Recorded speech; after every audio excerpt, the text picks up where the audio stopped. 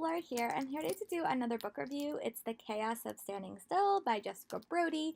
I got this book from the library and I'm going to the library tomorrow, so I want to return this and get a couple of more books for January. But I wanted to do my review about this. This came out in early December, and it is I love books that take place over one night or one day, and this book I really enjoyed it. I gave it 4 stars.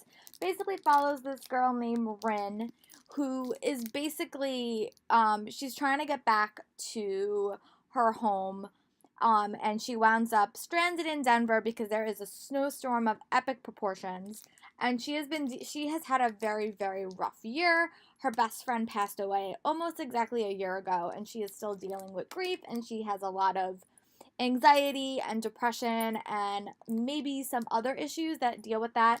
And she is stuck in this airport praying that she can get back before the anniversary of her best friend's death. She has become very, very antisocial in this time, really doesn't talk to anybody. And this book was really emotionally heartbreaking to see her journey in the present, but also to see how she got there. This book was told in present and past, so you got to see like how the past affected the future. But I thought that it was a really, really interesting novel. I really liked how the 2 lead characters met, and I loved how the character, the male love interest, was really pushing her out of her comfort zone. And there was a big mystery in this story, and I love like mysteries. And it was about before her best friend died, she sent her a text message that she has never read.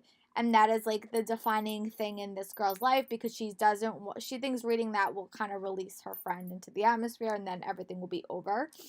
But I really like that.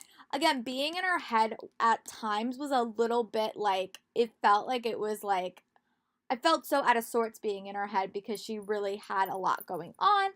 But overall, it was such a fun read. I think I loved the love interest a lot, and I loved all the characters. I just love being stuck in an airport and just like seeing all the shenanigans that they caused, and the case of, how they interacted with each other. And also, even though you don't get Alex's perspective in this, I think his name is, no, sorry, Xander. Even though you don't get Xander's perspective in this story, which I normally like, I like dual protagonists in contemporary stories, I really enjoyed, what happened in the story, and it was really, really well done. So if you're looking for kind of a more emotional contemporary, I would definitely recommend this. And if you happen to be stuck somewhere where you're having a snowstorm, this would actually be a really, really fun read, because the snowstorm kind of stops everything. And I was super impressed by it. I will definitely want to consider checking out more by Jessica Brody in the future, but this was definitely a very emotional read, and it definitely dealt with grief and anxiety and depression. If you're doing the Pop Sugar reading challenges like me, this book I would consider would either count for the anxiety, the one about mental illness, or the one about grief, but definitely about grief.